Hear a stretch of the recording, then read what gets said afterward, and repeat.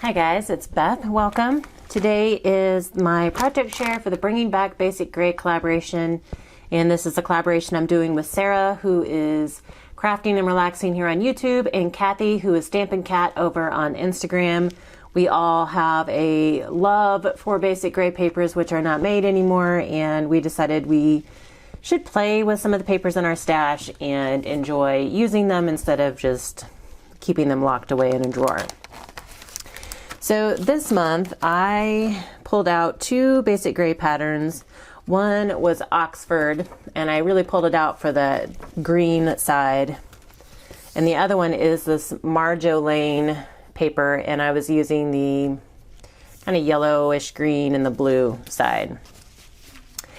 And then at some point throughout the year, was going through my letter stash and kind of reorganizing it, and found a sheet that I knew I had, but I didn't realize it at the time, that was basic gray letters. And so I've been wanting to use these on something all year, and I finally found the project that I could, use paper that would coordinate with these. So super excited about that. And then I also pulled in some wild asparagus, handsome borders and tabs, which is funny because my paper from Basic Gray was from 2010 and these were from 2006. So using up some old stash.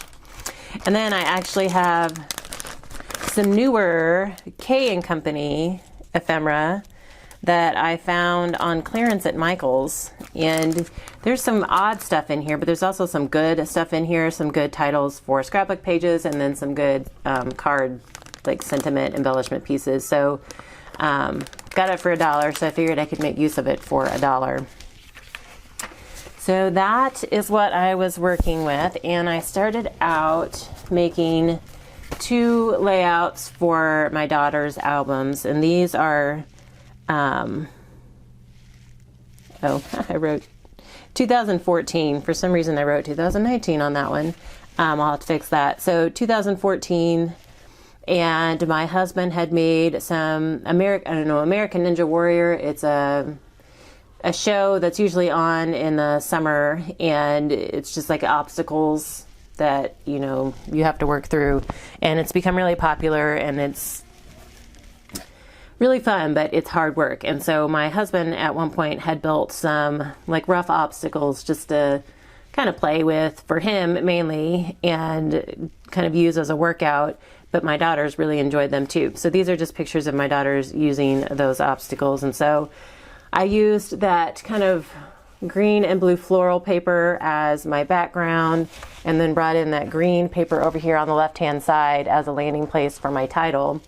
And then I wanted like a division between the greens, so I did bring in some kind of like a tannish gray cardstock, and then used some of the border strips from that wild asparagus sheet. So I only have like one of each letter from that basic gray set. So on this one, like the first one, I ended up spelling out fun, but I couldn't do that on the second one. So this one I did play, and they were really big, so I kind of had to overlap them to get them to fit on the page. And it's funny because this title, or my date, the piece here that I have my date on was actually the inside of the P. And I was like, oh, that looks like a good little label that I could use. So I reused it. Used a couple of tabs from that wild asparagus sheet as well, and then some of the ephemera pieces from the K & Company collect the ephemera. And then, same thing, this is Ellie's. I had a few more pictures for hers, but I did the same thing. I had the fun going down this way, used a different border strip from the sticker sheet, and then a couple of different labels, tab labels from the sticker sheet, and then ephemera pieces. So 2 more scrapbook pages for my 2013 to 14 picture scrapping goal. And then I had some of the paper left, and I thought, using those letters, like, in every alphabet, you can always make at least one word, hi. And so I thought, well, that would actually make a cute card, and it would be like, they're big enough that it would be like, the main point of the card front.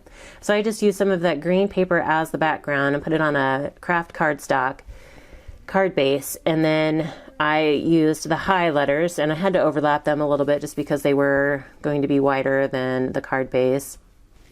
But then I liked how it filled, you know, most of the card front. And so then in order to kind of balance it out and bring in some more of the lighter greens and blues, I just used the branding strip left from one of the floral sheets and added that at the top of the bottom. And then I pulled in from that Kane Company ephemera pack, there was this little word that said hello. So I thought that was cute, kind of hi, hello. So, and then just added the rest of that branding strip on the inside there. So I had fun playing with my basic gray papers and my letters that I hadn't gotten to use yet. So that was exciting for me. Made 2 layouts and a card. Sarah and Kathy's links will be in the description box below, so please go see what they made. It's been really fun this year, and we are going to continue it into next year, just kind of not trying to use up our basic gray stash every month, just playing with it and enjoying it rather than keeping it locked away. So hope you guys enjoyed. Thank you so much for your time today, and I hope you all have a very crafty day.